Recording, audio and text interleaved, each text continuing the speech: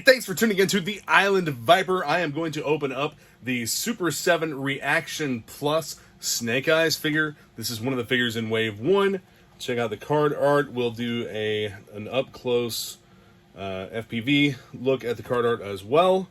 But the first failing I'm going to point out is the swivel neck. Whoever thought of putting a swivel neck on Snake Eyes? Another massive failing by Hasbro and super garbage. Artwork and packaging are top notch. This is the Snake Eyes from the comics, and colors pretty good. This one, for some reason, just has a little bit left to be desired for me.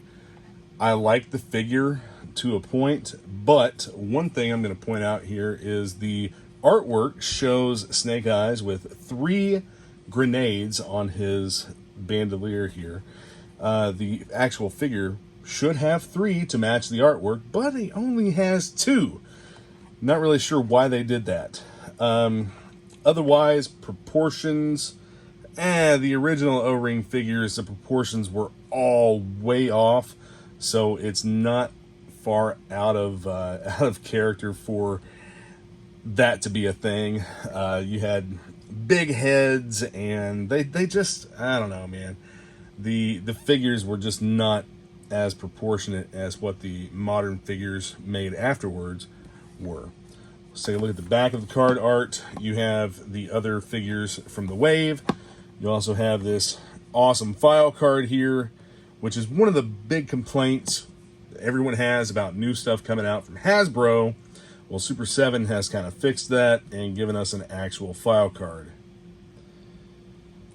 All of your information about the character, and then you have the flavor text at the bottom.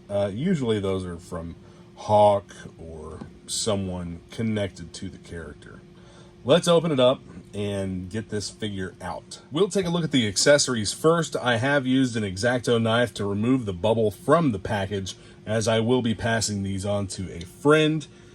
This little setup here is similar to something that we've seen before in the vintage line, where a sword will fit into the backpack.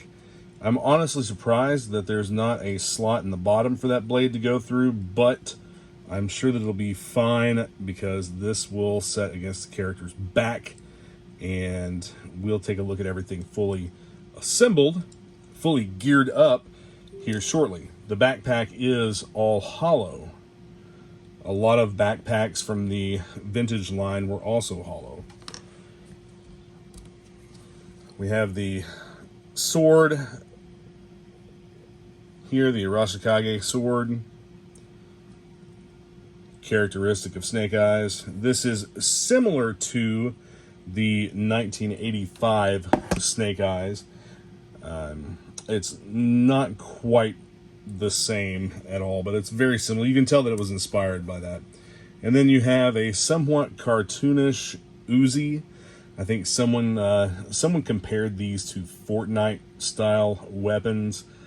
I don't know if it's, I don't really have any experience with Fortnite figures, so whatever. I mean, you can tell what it's supposed to be because G.I. Joe's known for having realistic weapons and all, you know. But anyway, moving on to the man himself, Snake Eyes. You have the nice tight O-ring. Let's get a little closer look. You have the visor from the 1985 style figure, the bandolier, which I already pointed out that this should have 3 grenades on it instead of 2, if for no other reason than to match the artwork. The belts and everything look pretty much the same. They match the artwork. The colors in the artwork match. The colors actually match pretty well with the comic that this is taken from. It's coming from a comic cover, and I would have to pull that up to tell you exactly what it is. I'm not going to dive too much into that. But the one thing that I noticed with the prototype test shots is that the legs on all of the figures seemed to look a little thin. There's been some complaints about proportions. I'm not overly concerned with proportions just because of how bad the original O-ring figures were. They could have made some improvements there and made these look a lot better than the originals. You can tell that they're inspired by. But we'll take a look at the paint apps and details. Paint apps overall look good. They are as to be expected. I also saw someone say that these felt like cheap, hollow, something about the plastic being hollow or something. This is a very solid figure. This has some weight to it. There's nothing hollow about this or cheap feeling at all, in my opinion. They feel tremendously better than what a lot of the third-party offerings out there offer as far as quality. I mean, these are really good, nice, heavy figures. So I don't know what the deal is there. I honestly, I think that was an observation or a comment by someone who had not had one of these in hand and was just trying to talk shit about them. That's the only explanation that I could think of. So you have the rivets, of course, for the elbows and the shoulders. Arms, all the joints feel nice and tight. Knees, of course, those also feel tight. The assembly on this is the same as it is for the Battle Android Trooper, which we took apart. You have the T-hook for the hips. The features on the thighs actually inhibit the movement of the hips just a little bit. So if these weren't there, or if they were positioned lower or smaller, then you would have more room for movement and articulation. Take a look at the sculpt for the boots. Overall, I think it's a win. I think that it's in line. It's on par with, actually, quality-wise, I think they're at least as good, if not better, than vintage figures. We have a Snake Eyes here that I'm going to kind of compare this to a little bit because it's the most similar to, in my opinion, considering the swivel neck, even though it has the visor, which came out on the 85 Snake Eyes. Now, keep in mind, this is not a remake of a vintage figure. This is not from the cartoon. This is a comic book version of Snake Eyes. So I looked up Snake Eyes covers, and you have this Snake Eyes, or this Snake Eyes, on the cover of issue number... Oh, I just had it. Come on.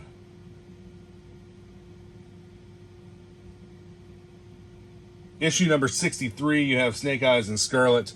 These are not the blue color. It's kind of shown to be a little bit blue on that cover, and I'll put this in a little split screen here for you as well. But issue number 63 is a good example of this one. Also, I believe issue number 46 with Snake Eyes and Storm Shadow on the cover. That's another good example of the character or the comic cover that this Snake Eyes is supposed to represent. And looking back, I'm going to pull it up here one more time. Can't get a good look at it. I may end up having to dig through the pages and see if I can find Snake Eyes. Yeah, okay, so in those comics, he does have 3 grenades on the bandolier. I'm not sure why they sculpted 2 on the torso of this figure. But anyway, enough about that. Let's go ahead and get this figure geared up. Test the fitment of his accessories.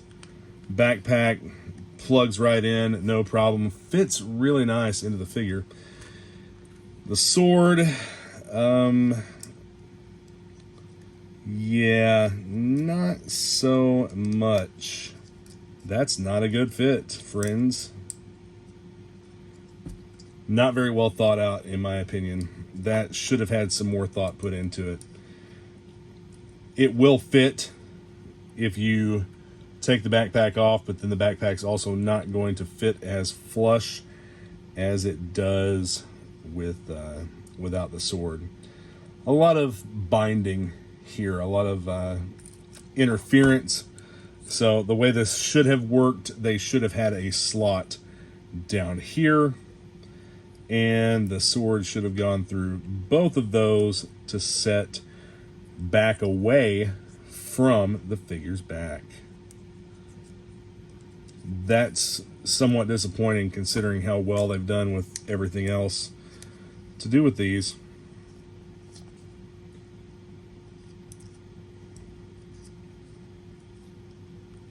That's got to be somebody's mistake. That's almost like two different people designed the backpack, the accessory, and the figure himself, the figure itself.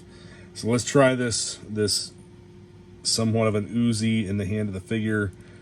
It fits just fine. Yeah, no issues there. And the stock actually goes right up against the bicep, which is pretty cool. That's where an Uzi's stock should go. At least an Uzi like this. That's almost like the stock on a Mac submachine gun rather than an Uzi. But whatever. Submachine gun for Snake Eyes, and sword. Not a bad figure overall. That swivel neck. Whoever thought of putting a swivel neck on Snake Eyes? Let's find out if a Snake Eyes ever had a swivel neck before. Huh, would you look at that?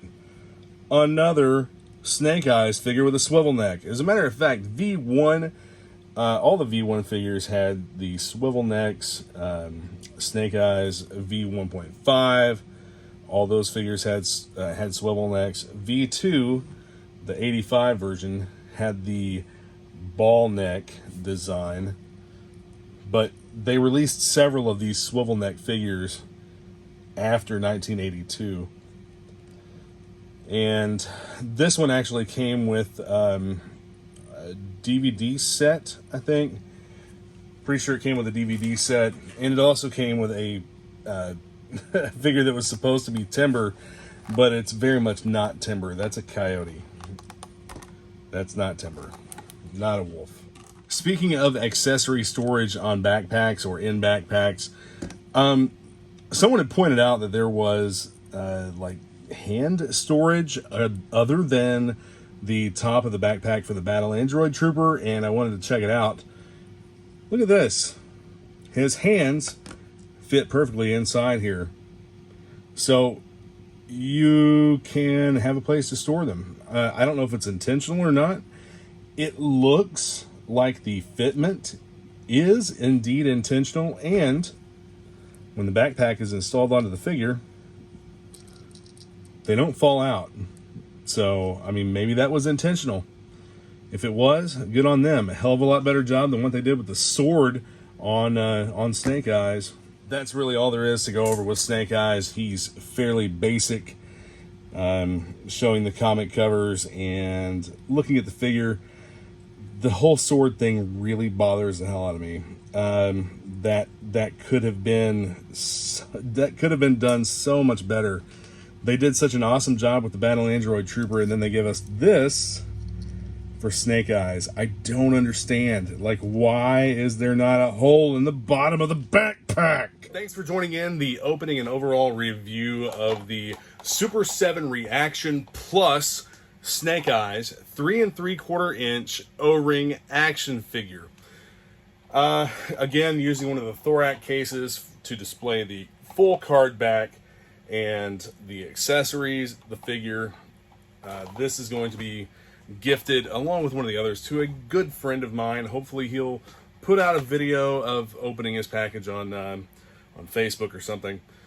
But overall, Snake Eyes could have been done a lot better. They did such a stellar job with the Battle Android Trooper.